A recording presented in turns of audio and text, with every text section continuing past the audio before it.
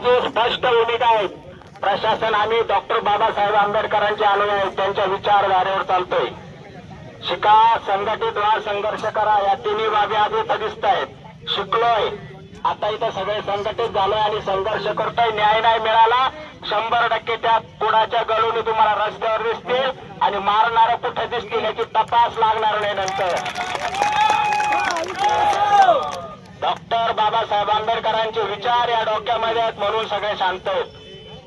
नाही तर सगळ्याला उचकून बघा, त्याच्यामध्ये विजय फक्त आम्ही झालेलो. ज्याची हत्या झाली, त्या भगिनीची हत्या झाली, तिच्या कुटुंबाला सांगता, तिथला सरपंच, तिथला तंटामुक्ती अध्यक्ष काय सांगतो, शांत राहायचं नाही तर गावातून उचकून देईल. आणि त्या दिवशी आलतो मी करदुले पठारमध्ये, घराला कुलूप लावून पळाला नाही तर हरणखोर तुला गावातच नाही तुला कुठे ठेवलं नसतं. एवढी ताकद ठेवतो आमच्यामध्ये आम्ही. आणि मला एक समजत नाही, एवढी घटना झाली, एका महिलेचा त्याच्यामध्ये खून झालाय, एका महिलेवरती खुनाचा प्रयत्न झालाय, अगदी शांत डोक्याने त्याने खून केलाय. पहिलं भांडण झालं, तिथून आला घरी, मग घरी सगळ्यांना काय आता ती भाषा माता भगिनी बोलू नाही शकत, अशा अश्लील भाषेत तो बोलत होता. म्हणून आमची भगिनी विचारायला गेली होती, बाबा चूक झाली असेल, तुझ्या शेतात आलो असेल तर जाऊ दे. त्याच्या बायकोला हातारायला लावले, घरातून चाकू आणला, मारला, मर्डर केला.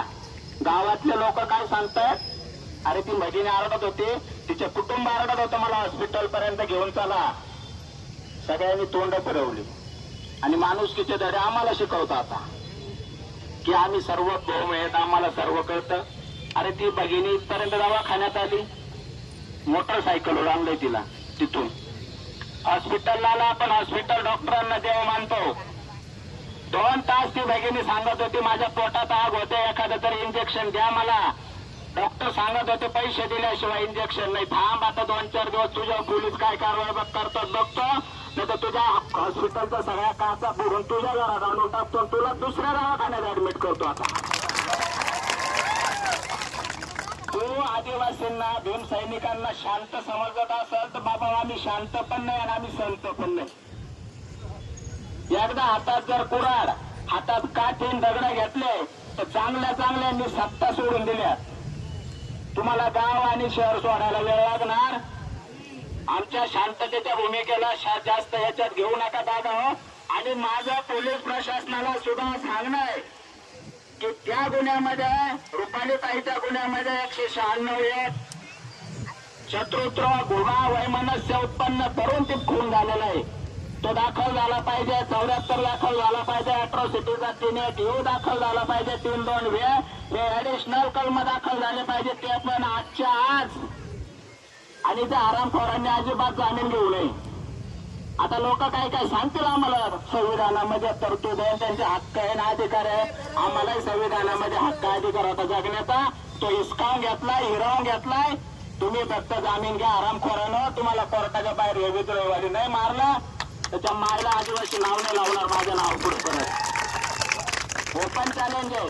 माझ्या मागे भरपूर जणांना बोलायचं, बोलण्याची भरपूर काही शब्द माझ्या तोंडात आहेत. पोलिसांना माझं सांगण्याचं गुन्हे ऍडिशनल आजच्या आज वाढवून घ्या.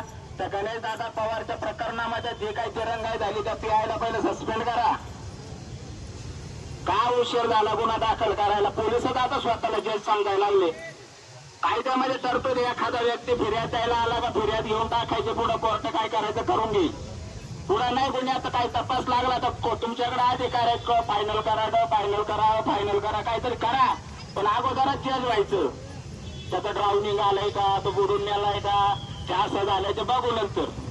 गेला तुम्हाला कितीतरी रिपोर्ट सांगेल मी, का माणसाला मारून टाकलं, रिपोर्ट आलाय का तो बुडून नेलाय.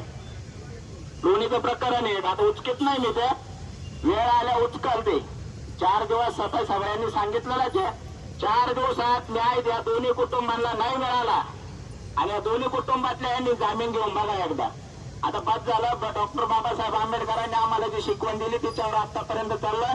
परंतु डॉक्टर बाबासाहेब आंबेडकरांची शिकवण आहे, जर अन्याय अत्याचाराच्या पलीकडे जाऊन जर तुमचं प्रशासन कोणी काळजी घेणार नसेल, तुमचा कोणी पालक होणार नसेल, तर त्याची जागा आता आम्ही आमची जात म्हणून त्याला योग्य ती जागा दाखवून देऊ आणि कार्यक्रम फिक्स होणार.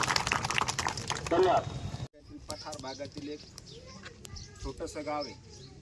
या छोट्याशा गावामध्ये अनुसूचित जनजाती भिल्ल समाजाचं एक कुटुंब राहते।